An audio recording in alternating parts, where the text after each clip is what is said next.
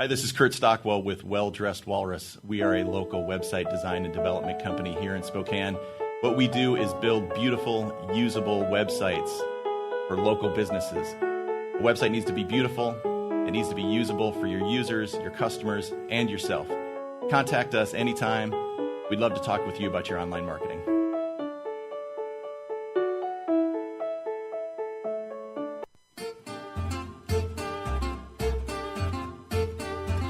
Spokane listens when business talks. Welcome to Business Talks, the region's only local business talk show with your host, Ryan McNeese.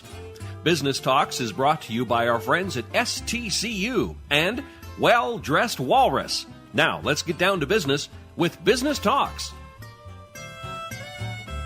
Welcome to Business Talks. I'm Ryan McNeese, and we're here in the studio with Scott Wetzel with Windermere Mountain West. Thank you for being here. That's my absolute pleasure. Thank you for having me. Let's jump right in. You got a lot going on right now. Recently, there was an article out in the Business Journal that you and your wife, or Tracy, are looking at a new development in Spokane Valley. Yep. Let's start off by talking about that and how that development came to be. Yeah, my one of my partners in this particular company, he had a family relationship, and they had about 3.5 acres of land, and that's owned by his father, and his father's getting up there in years and kind of wanted to leave somewhat of a legacy. And so we did a deal to where we kind of did some joint venture things, and we were able to acquire the land, and we're going to put about a 12 to 13 home development on it. And this will be our first foray into land the development? Yeah, first time ever. And so we figured, it was a bite that we could chew and digest. It wasn't too huge, so we're pretty excited about it. Well, and a good point you're making that this is your first foray into the actual development piece, but this is not your first rodeo in many aspects of real estate. So let's jump back a little bit and talk about how the interplay is between Mountain West Services, Windermere Mountain West, and then the different franchises that you own as well. Sure. So tell me how those act or play together. Yeah, I came to Windermere Services Mountain West. At the time, it was Inland Northwest back about 14 years ago, and that organization was established by Windermere Corporate out of Seattle as truly a franchisor. Okay. And so we have a unique model that we're the only national real estate company that has regional headquarters to service their franchisees. And so for years and years I did that, ran the company. And what the services company does is we provide all of the technical support, marketing support, education, relocation services, business planning, P&L management services to our franchisee owners. Okay. And so if this were an analogy, McDonald's, we're McDonald's corporate. That's actually a good analogy. We work with the business owners to make sure that the lobbies are clean and the fries are hot and those type of things. And then it goes an even step further. We actually provide them with strategic direction and assistance if they're looking to change recruiting models for their real estate agents, to expansion themselves, opening more offices in the form of branches. And so specifically, I provide a majority of that consultation to our owners to help them with that. So are you on the road quite a bit for that? I used to be, but as we've grown larger, I've been able, and we've been blessed with having to have a lot of good fortune.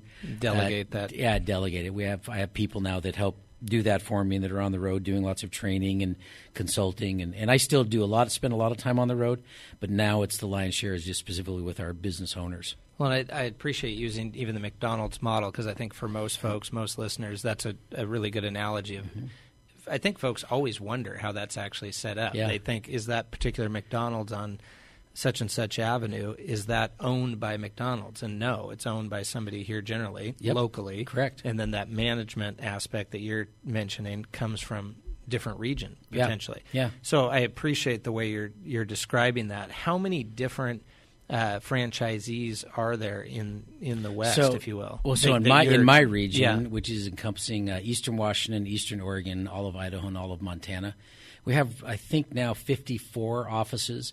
And of those 54 offices, I think about 41 individual franchise owners. Because some owners, like myself even, have multiple locations. Yep. And so own just more than one office. Well, you definitely have your work cut out for you. I mean, if it's not one thing, it's going to be something else. But it's been an interesting ride. Prior to this, I was in the tech sector and got to experience the .com to .bomb scenario. You got to live that up close. I lived it. And then it wasn't too much longer after that than we hit kind of the same roller coaster dip, which wasn't nearly as much fun as going on a roller coaster when you take that dip in the real estate side. So, well, how did you go from the .com and the tech aspect and focus of your business background.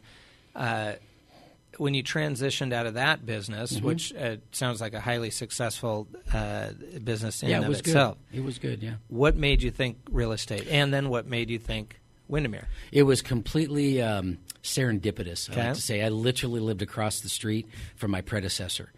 And he and I had gotten to know each other very well. He was actually friends of my wife's parents from many years back. And I was running tech companies, and mostly all out of Seattle, but I was living in Spokane at the time, had moved back. And through just a couple of different events, he had come to me and he said, "Hey, I'm looking for a successor, and you do these type of businesses from a tech side. Would you help me kind of chart out the top 10 traits to look for in a business owner?" So we sat down one night, literally, and we went through this list, top 10. And the first one was, of course, real estate experience, and then 2 through 10. And he stopped about halfway through and maybe a bottle of wine into it and said, "Well, wait a minute." Those are when your best decisions are Exactly. made, too. Yeah, absolutely. And the worst. Yeah. You know? Yeah, go Cougs. And go Cougs, yeah. And he said, you have 2 through 10.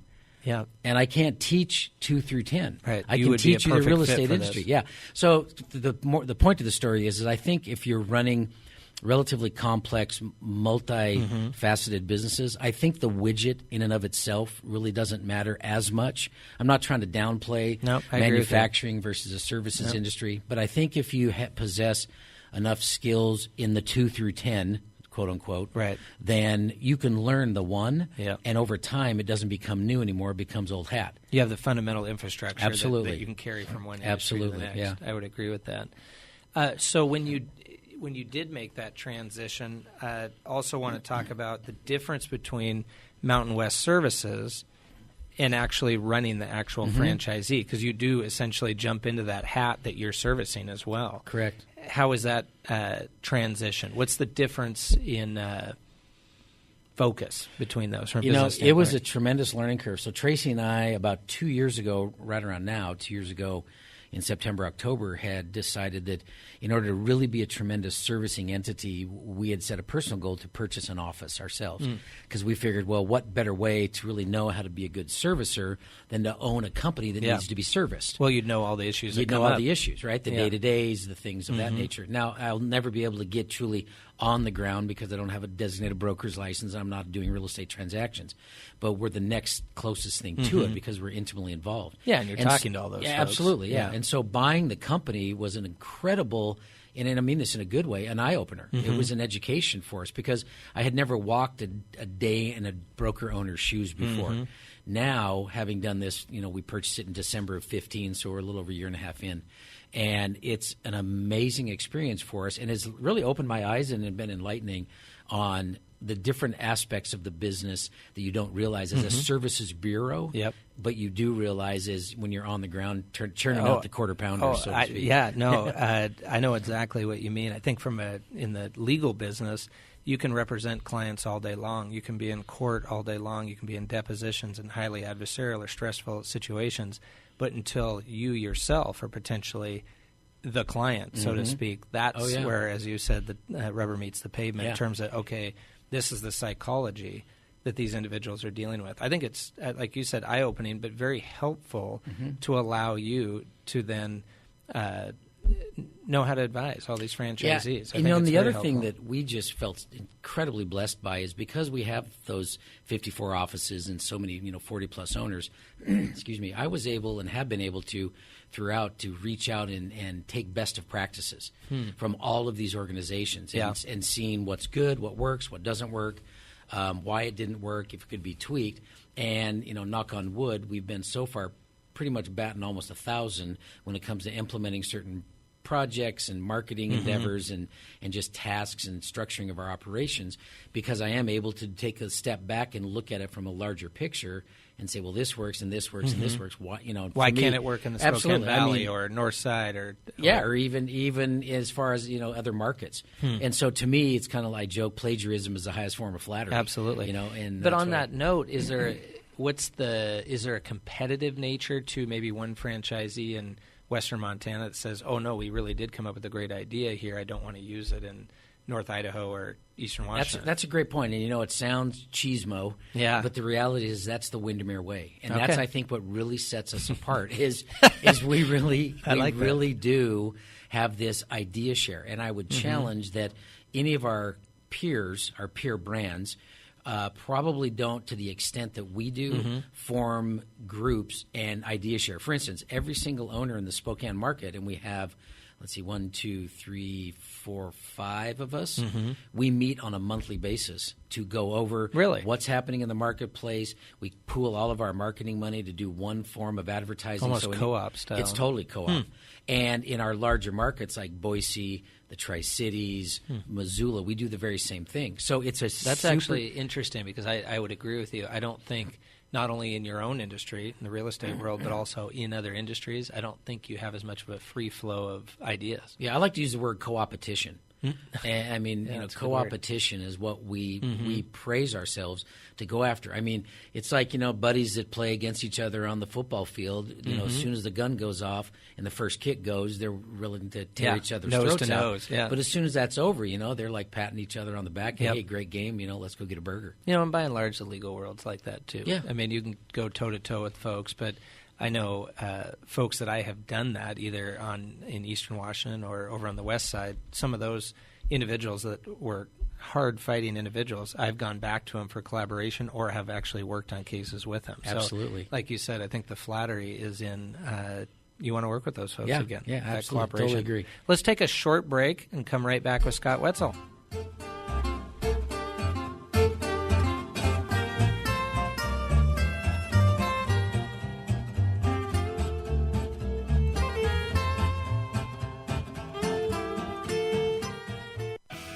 In touch, online all the time. SpokaneTalksOnline.com. Debt is a lot more common than most people realize. 20% of American households spend more than they make. It is also possible to break free of debt. No matter where you are, there are some habits you can develop to help you live debt-free. Pay down your existing debt as fast as possible. Pay with cash when you can. Stash cash for emergencies. Ask yourself if you really need to purchase something and take some new tactics to earn more if you can. Learn more about living debt-free at stcumoney.org. A special thank you to our friends at Tom Sawyer Country Coffee, the official coffee supplier here at Spokane Talks Online. Home. That word means so much more than its 4 letters suggest. R. That letter stands alone. When you see someone wearing a blue block R, you're talking with a realtor. Your local neighborhood realtor can help you find your first home, your next home, or help you sell the one you have. Next time you think home, think realtor. The brand makes the difference. This message brought to you by the members of the Spokane Association of Realtors.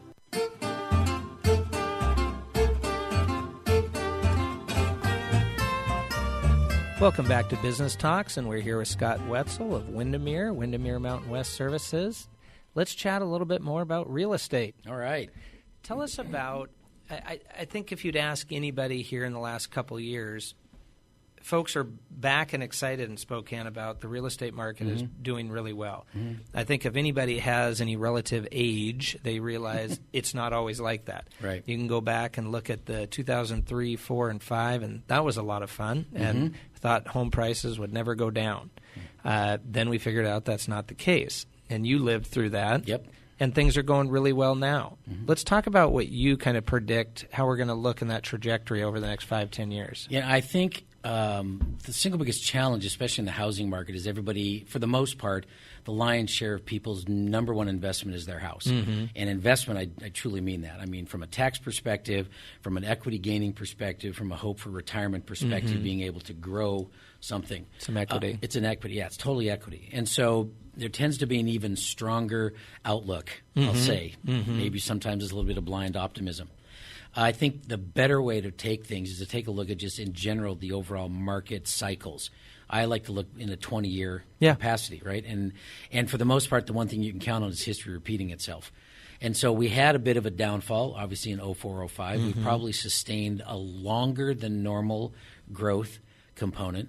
And so I believe through a lot of the data that I'm being given and that we have internally in our company. I think I referenced in the article, we have our own chief economist within Windermere Corporate. We're the only real estate company I actually that has noticed that and like that you can aggregate a lot of material that way. And so based on all the information he's gathered as well, we're going to be looking at a cool down in the back half of 2018 and then probably go into a full depend on severity. I wouldn't say super severe, but a full recession in By 2019. definition. Yeah, but he brings up a really good point. He talks about when the kids go to school, they go to what? Recess. They recess sometimes 3 times a day. Yeah, take a break. Morning, lunch, and afternoon. And the reason is twofold. One, it keeps the teachers from killing them.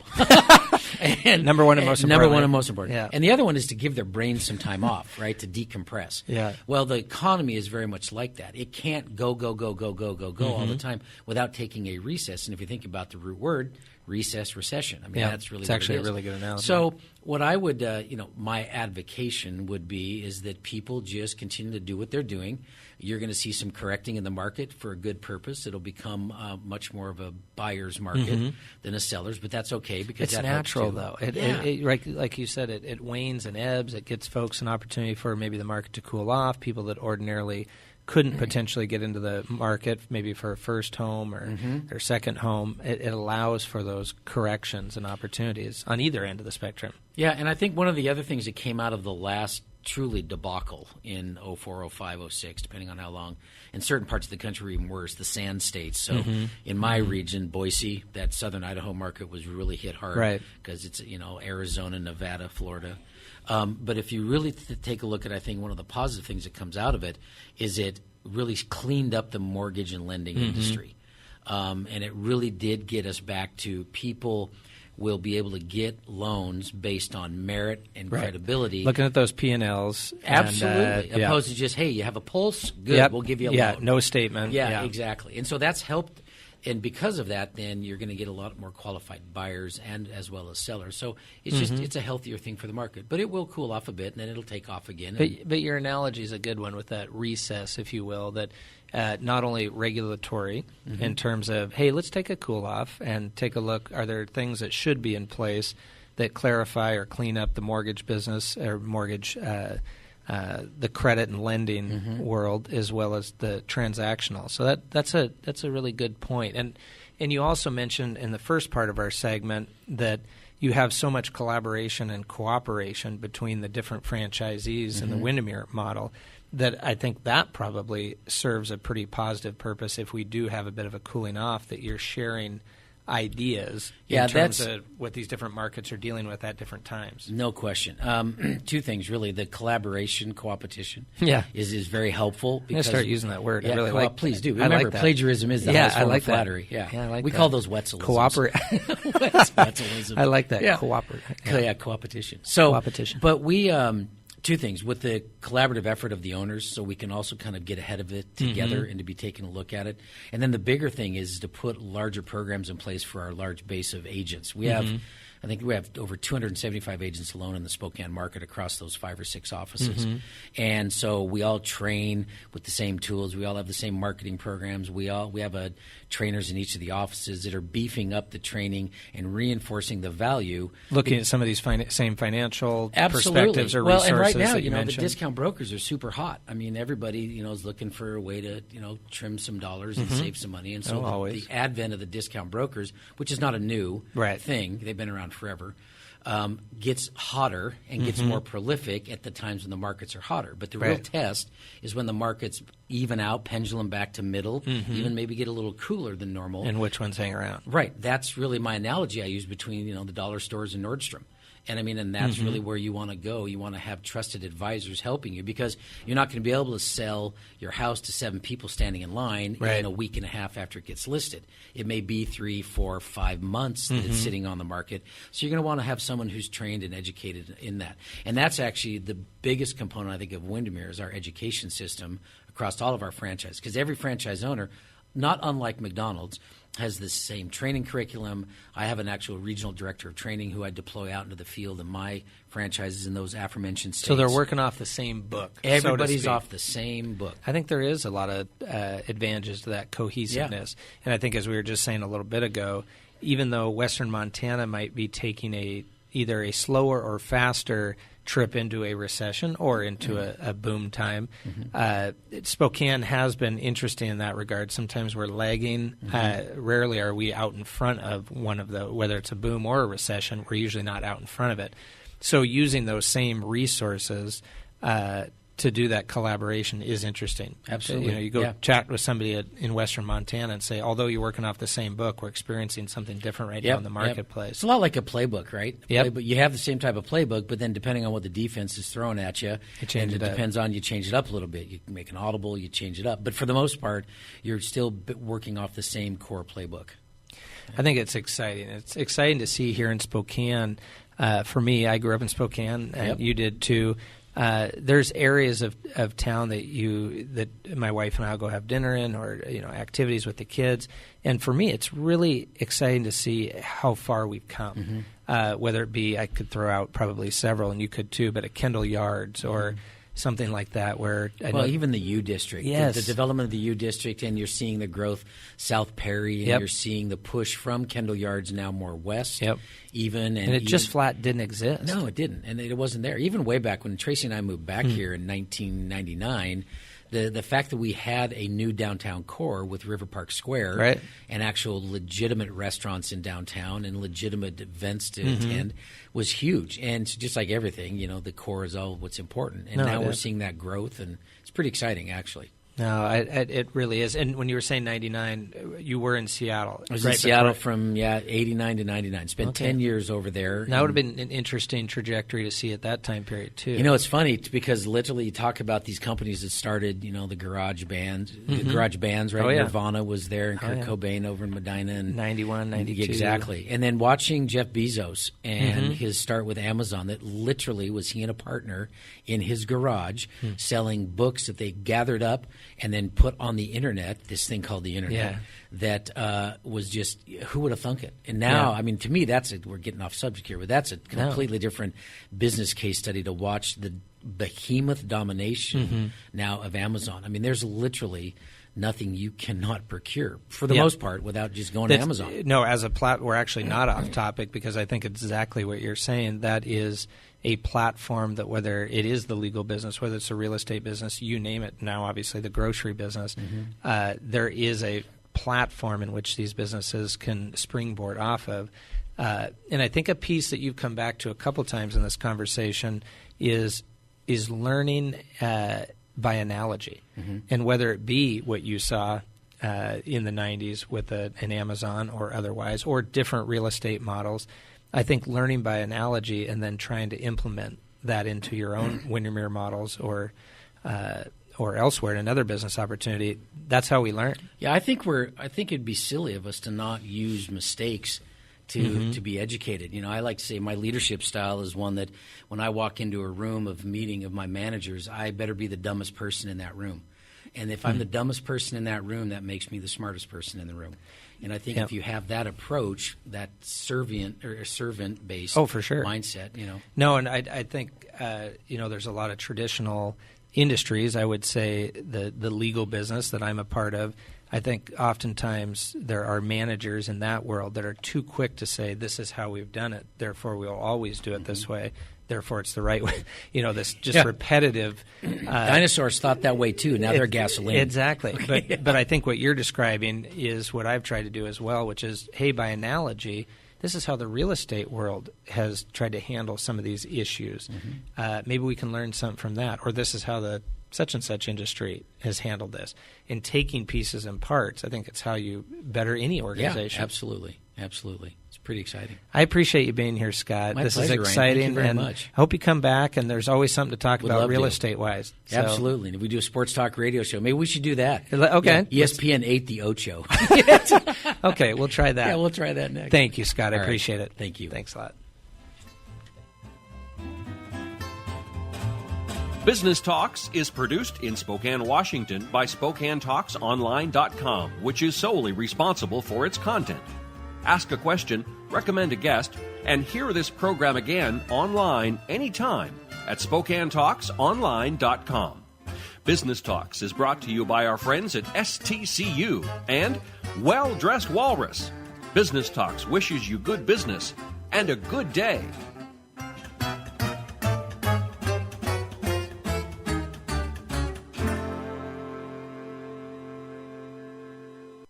Hi, this is Kurt Stockwell with Well Dressed Walrus. We are a local website design and development company here in Spokane.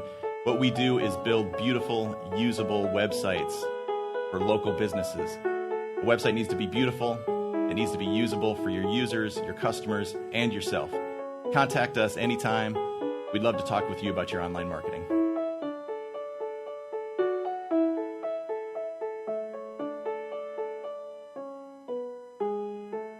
In study after study, money is often cited as one of the top conflict points in a marriage.